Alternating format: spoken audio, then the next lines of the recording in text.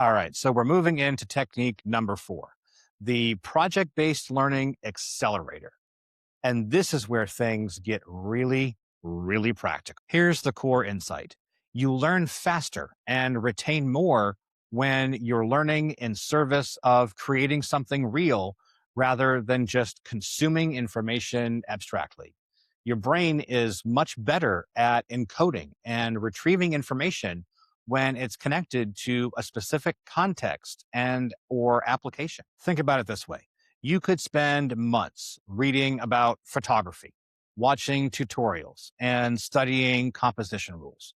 Or you could commit to taking and editing one photo every day for 30 days and then sharing it online. Which approach do you think will make you a better photographer faster? The second one, obviously. But why? Because every day you're making real decisions and encountering real problems and finding real solutions. The learning is immediate and contextual, and there's accountability because you've committed to shipping something. Here's how to structure project based learning for maximum acceleration. First, you need to choose a project that is ambitious but achievable. This is a delicate balance. If it's too easy, you won't learn much. If it's too hard, you run the risk of getting overwhelmed and then quit. A good rule of thumb is to pick a project where you need to learn 2 or 3 new skills or tools, but you already have some foundation to build on. You want to stretch, not start from absolute zero on everything. Second, you need to make that project public.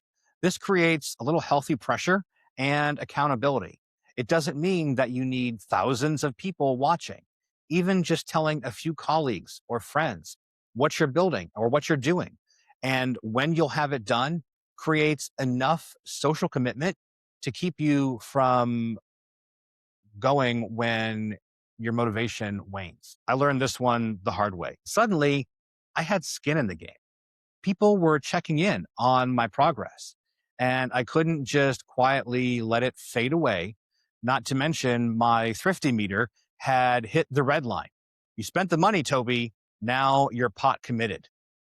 The combination of the cash investment and that external accountability was the difference between completing the project and abandoning it. Don't try to build the full project version right away.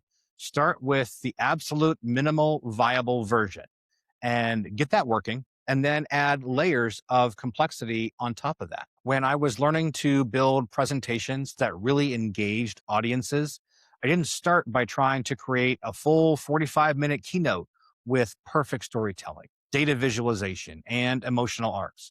I started with a 5-minute talk, got some feedback, and then moved on to a 10-minute talk, got some more feedback, and kept building up from there. Each iteration taught me something new, and I applied those lessons to the next.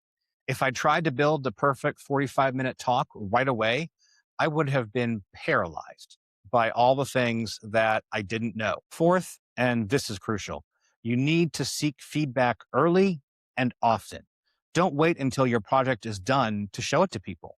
Share your messy, imperfect work in progress.